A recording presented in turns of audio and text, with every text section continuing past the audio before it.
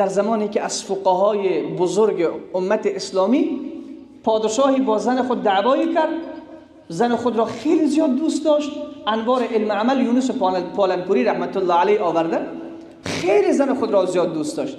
دعوایی کرد، زن به شوهرش به این پادشاه گفت که وقتی این نزدیکش رفت معذرت خواهی میکرد، نوازشش میکرد زن خود را که از عصبانیت و قهر خود پایین بیاید. گفت ما با هم صلح میکنیم، یک دعوایی بین زن و شوهر بود، الان گذشت، صلح میکنیم. زن بسیار با عصبانیت به پادشاه نگاه کرد، گفت ای جهنمی از من دست خود را دور کن. پادشاه همینجا به عصبانیتش گل کرد، به خشم آمد، گفت اگر من جهنمی باشم تو 3 طلاق هستی. اگر من جهنمی باشم تو 3 طلاق هستی.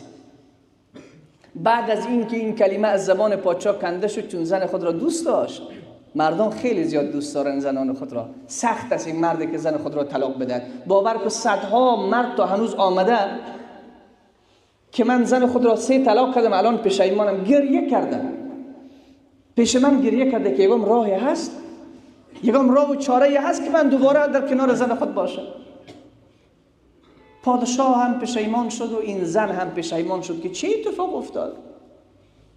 چند عالم را که میشناختن اون علما را طلب کردن، گفتن که فتوا بدین این زن طلاق شده یا نه. گفتن ما که نمیدونیم پادشاه جهنمی است یا بهشتی است، از کجا بدانیم؟ وقتی این را میدانستیم بعد فتوا میدادیم. یکی از این فقها که خیلی بیدار بود و خبیر بود اون را پیدا کردن. اون فقیه و دانشمند و عالم آمد، گفت من میخوام یک چند لحظه با پادشاه خلوت کنم. بعد از این که با پادشاه خلوت کردم فتوای خود را صادر میکنم.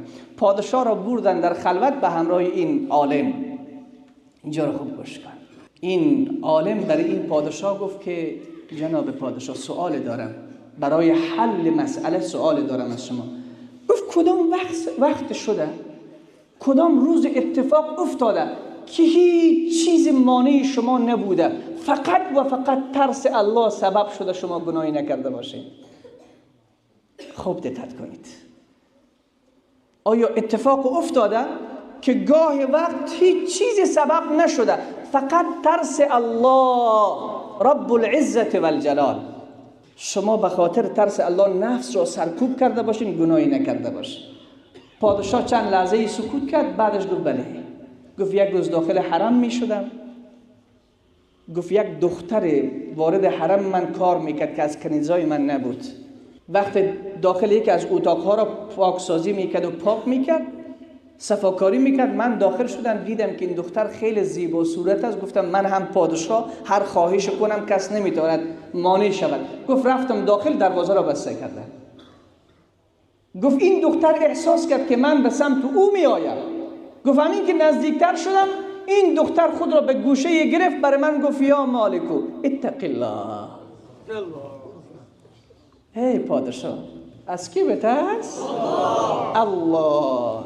یا مالکو اتق الله، ای پادشاه، ای مالک من، از الله بترس. گفت وقتی این کلمه از زبان این زن کنده شد، مو در بدن من سیخ شد، در پای من لرزید که من پادشاه هم، ولی پادشاهی بزرگتر از من که تمام اعمال مرا در تحت پیگرد خود قرار دارد، در تحت شعاع دید خود قرار داده است، از من مافوق پادشاهی هم وجود دارد که تراقب و تراسق میکند اعمال مرا. گفت رفتم در را باز کردم، به این دختر گفتم برو بیرون. گفت همین کار را کردم. این فقیه به پادشاه گفت زنت 3 طلاق نشده، برو با زنت زندگی کن. علما جمع شدن به این فقیه گفتن تو چی میگویی؟ چگونه این فتوا را داری؟ از کجا میدونی که پادشاه جهنمی نیست بهشتی است؟ گفت من نگفتم، قرآن این فتوا را داده است. و اما من خاف مقام ربه و نهى النفس عن الهوى فإن الجنة هي المأوى.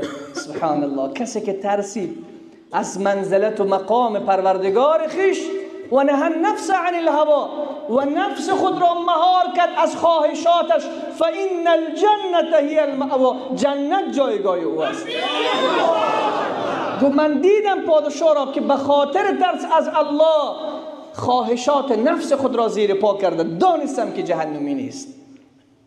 سبحان الله. یکی از علما میگفت هر جوانی که توانست از جایی که اونجا محل زنا و گناه هست از ترس الله از اونجا فرار کرد، اگر بگوید من بهشتی هستم دروغ نگفته است.